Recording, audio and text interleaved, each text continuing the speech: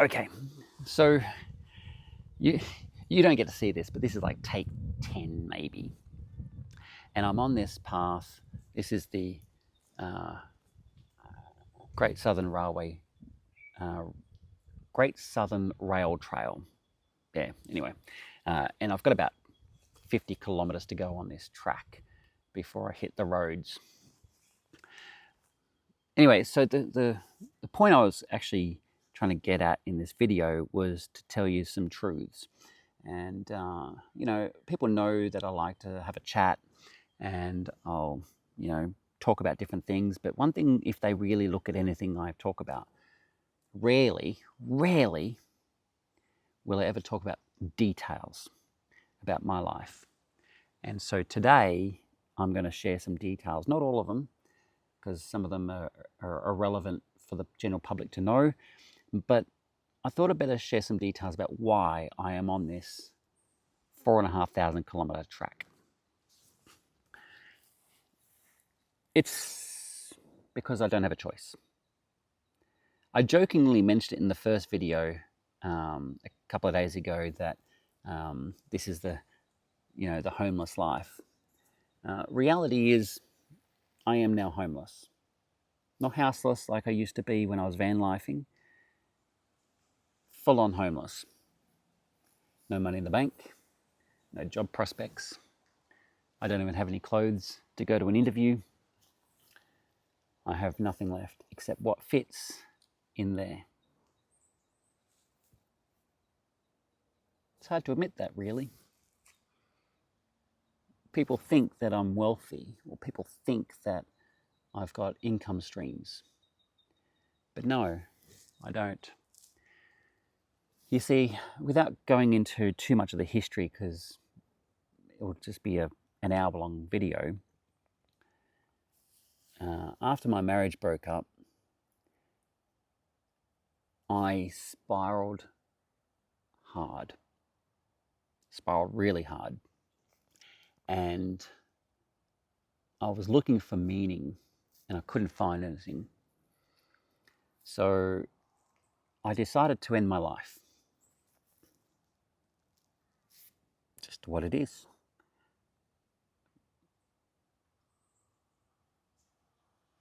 And those who really know me, I mean like those who know the details, and there's only maybe 2 or 3 people on the planet who know the details, I haven't had the best of luck in this life. And so I've learned to put on a face, to smile through it, and never give anyone ammunition. It was a self-defense mechanism. It served me well. In a lot of ways it still does. But doesn't mean it's right. And so it's a bit unfair to lie to you, because a lot of people who watch my videos are friends and acquaintances who don't know this. There's a cyclist coming. It's funny, I just don't want people knowing my business, except you. Anyway, so I basically drained the bank account, travel the world. And the plan was when the money ran out, then I ran out. That's what it was. And while I was traveling the world, I was getting more and more comfortable with death. I don't see death as the same as a lot of other people. I don't see death as some grand loss. It's a bit like the analogy of a baby in the womb. If you ask, say, twins, I've heard this story before and I'll share it here quickly. Let's say there's twins in a womb and they're enjoying this beautiful environment. They're being blessed by, their Mother Earth and being nourished and nurtured and cared for. And that's their reality. And sometimes I'll see an apparition of a hand across the belly, or the pressings of the bladder or something. I don't know, but that's their reality, right? And one twin asks the other, it's like, well, what happens at the end of this 9 months? And the other one says, well, we'll die, and so they get to the end of the 9 months, their life is over.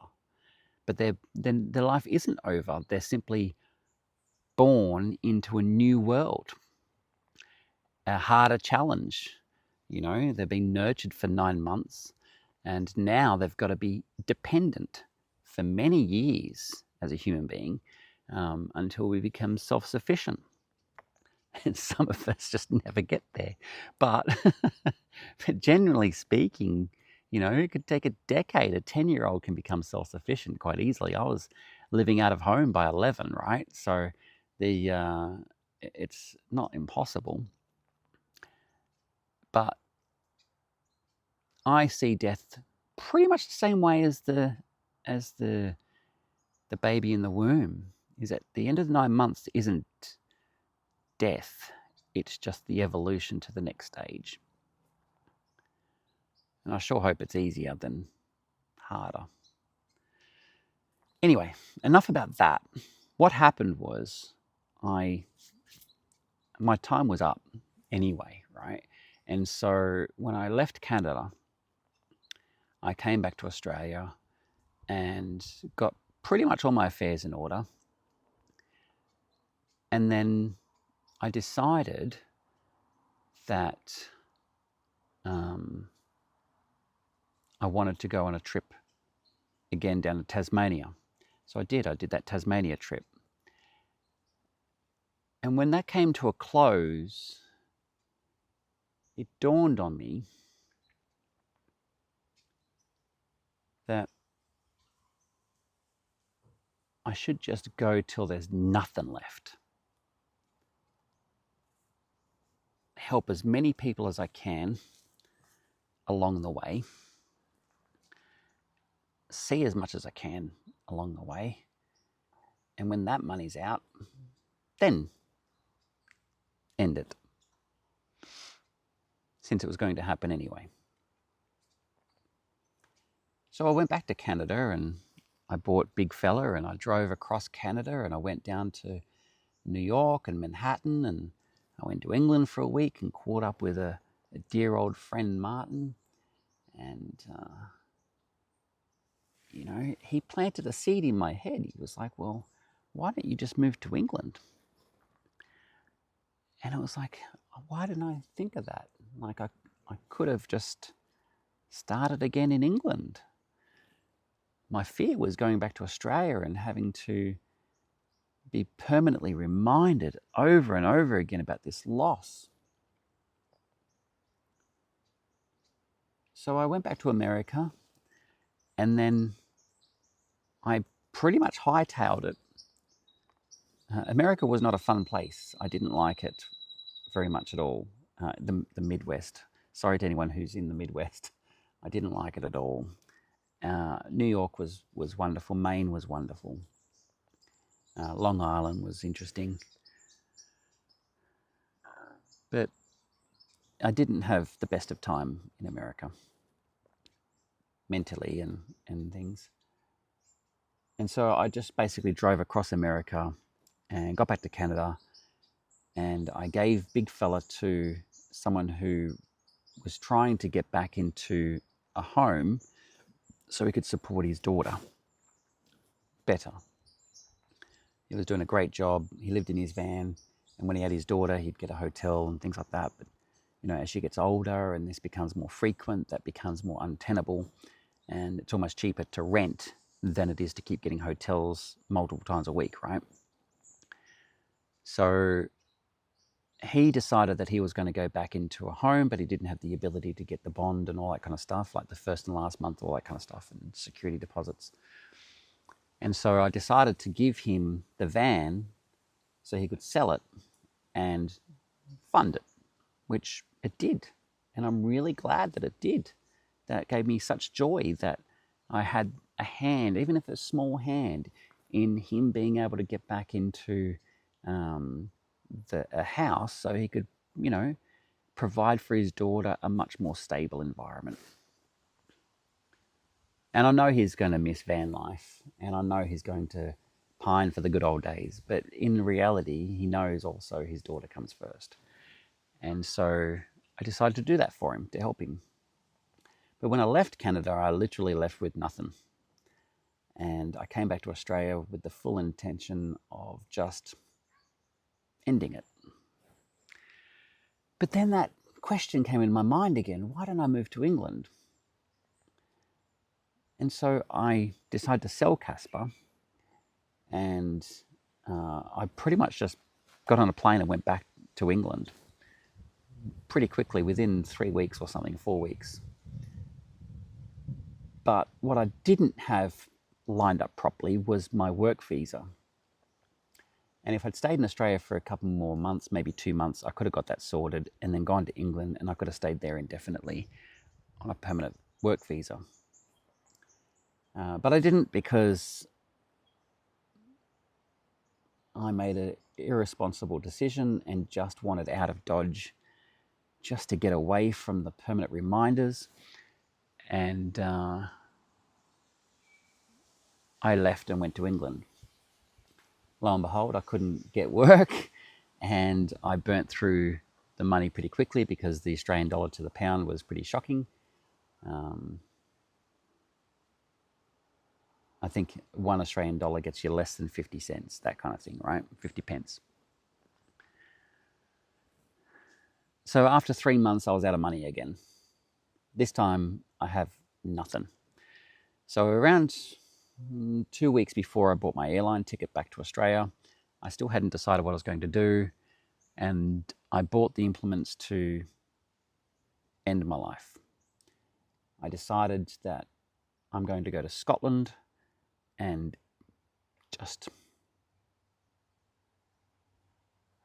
find a beautiful loch and say goodbye to this world.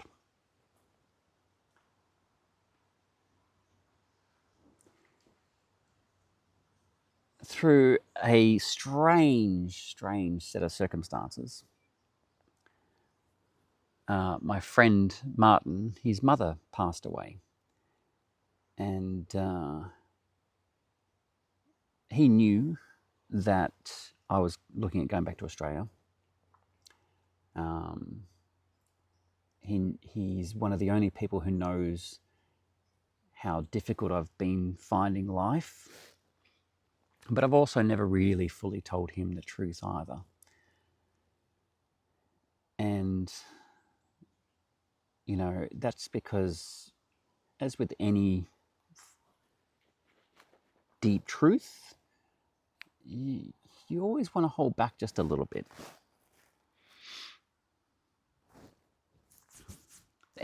That's what I found anyway. So I decided not to, because I didn't want to add an additional burden to him. Because it kind of would have come down to him to take care of things.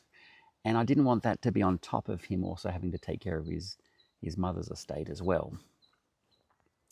So I was working out my choices, and I came to 3 choices that I was comfortable with. One was come back to Australia and end it here. I literally came back with about $1,000 in my pocket, and I had to buy a tent, I had to buy a sleeping bag, I had to buy some form of shelter.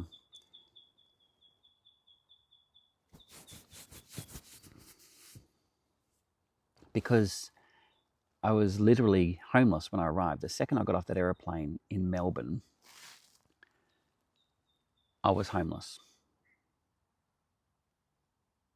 In fact, when I arrived in Melbourne, I didn't even have a tent. I bought it when I got here. So I had no shelter, I had nothing. I had no sleeping bag, nothing.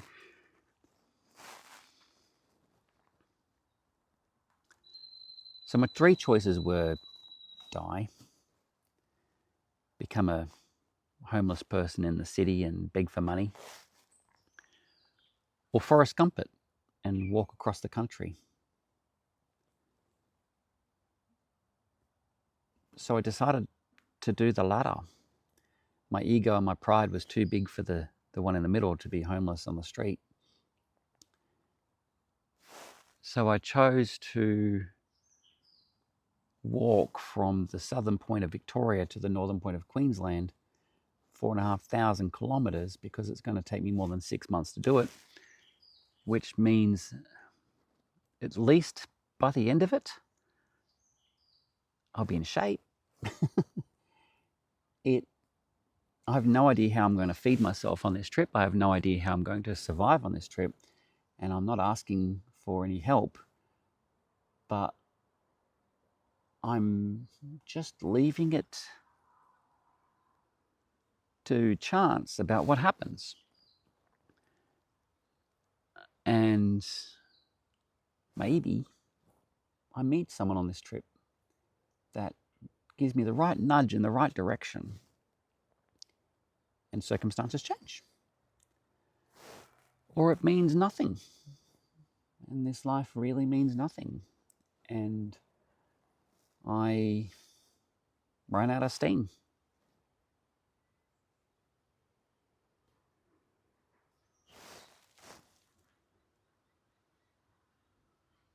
I don't want people to feel sorry for me. These are the combinations of my life choices. And, you know, hindsight's great. If I had done things differently, like if I didn't go to Canada and drive across Canada and America and all that stuff, I would have had more than enough money to get my visa sorted, go to England and be quite happy. I loved it. Absolutely loved England. But that's not the path that happened. It was definitely not even on my radar when I made those decisions. I wish it was, but it wasn't. So here I am on a 4,500 kilometre hike with 135 kilometres down. I got about 4 days of good weather before it gets rainy again. I've spent the last bit of cash that I have on a new tent that can handle rain. That's important. And I'll donate the bivvy to charity, so at least somebody has some form of shelter somewhere.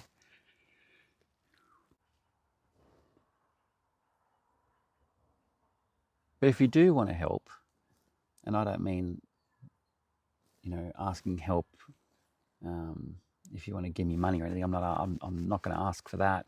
But if you do want to help, buy my book. It's a great way of helping. It's a great book, Dark Matter. I have 2 more in the wind, Moloch and 86400, which is my favorite one. But that would help. That would support. It's not charity. That's you buying a book and enjoying the content. It's a great book. It's not huge. It's a small novel, fat novella, as I call it. But that would help a lot, you know. I don't want people to buy something they don't want to buy, but, you know, it's a practical way that you could help. And it's the closest I'm going to get to asking for help. I'm a stubborn prick.